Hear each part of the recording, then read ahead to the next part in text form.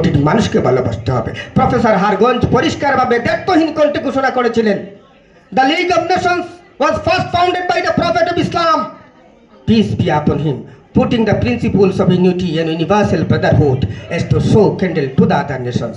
এটা প্রফেসর হারগঞ্জ বলেছিলেন।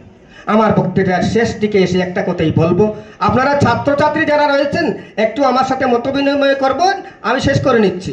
এই যে বাংলাদেশ আছে, তো বাংলাদেশ তো মুসলিম সংখ্যাগরিষ্ঠ, তাই না? সংখ্যাগরিষ্ঠ। আমাদের অনেক আত্মীয় স্বজন রয়েছেন। আবার ভারতবর্ষ, আমার পূর্ববর্তী বক্তা মুবশ্বর আলী সাহেব বলেছেন 80% of the population of this country are belongs to other religion, that is Sanatan Hindu.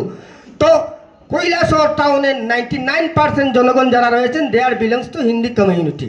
তো বাংলাদেশ থেকে যদি ওরা একটা দল আমাকে ফোন করে, কামাল বাবু এক কাজ করুন, রাতের বর্ডারটা খুলে দিন, আমরা সেখানে গিয়ে ভারতে গিয়ে আক্রমণ করব এবং কৈলাসহরের সমস্ত মানুষকে আমরা মেরে ফেলবো, আপনি একটা বুদ্ধি করে দিন। আমি যদি বুদ্ধি করে দিই, তাদেরকে ব্যবস্থা করে দিই, বর্ডারটা খুলে দিই, তাহলে কি আমি মুসলমান বলে দাবি করতে পারবো? না না না না, আমি তো হেলিকপ্টারে সোজা স্বর্গে চলে যাব, কারণ এত ভালো কাজ করছি। তারপর এখানে বাংলাদেশের মুসলিমরা এসে ভারতে প্রবেশ করে এখানে বসবাস করতে করে এত ভালো কাজ করছি। নো, জেনে রাখুন, আমার নবী সাল্লাল্লাহু আলাইহি ওয়াসাল্লাম বলেছেন, you must have to be satisfied that whether your border is safe or not. রাত্রি ঘুমাবার আগে আপনি সুনিশ্চিত হতে হবে আপনার বর্ডার সেফ আছে কিনা। না, ভারতের 140 কোটি মানুষের রক্ষণাবেক্ষণের জন্য মৌলানা আমিল আলী সাহেব আপনাকে রাত্রি প্রহরা দিয়ে সেই বর্ডার সেফ আছে কিনা সেটা সুনিশ্চিত করার নাম হচ্ছে মুসলমান। মৌলানা আমিল আলী সাহেব এখানে আছেন, জনাব মুবশ্বর আলী সাহেব কৈলাসহরের বিত্তশালী ব্যক্তিত্ব।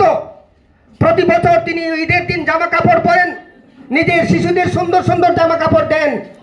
রাত্রিতে উনি মাছ মাংস খান, আল্লাহ উনাকে ক্ষমতা দিয়েছে। জেনে রাখুন, আপনার পাশের বাড়ির ব্যক্তি রাত্রি কি না খেয়ে ঘুমিয়েছে, যার নাম মিস্টার এক্স রবি দাস। আপনার পূর্বের দিকের বাড়ির মানুষটা যার নাম এক্স স্টিফেন, তারা যদি না খেয়ে ঘুমায় আর আপনি যদি সারা রাত ইবাদত করেন, আমি দায়িত্ব নিয়ে বলছি, you can't be entitled as a perfect Muslim.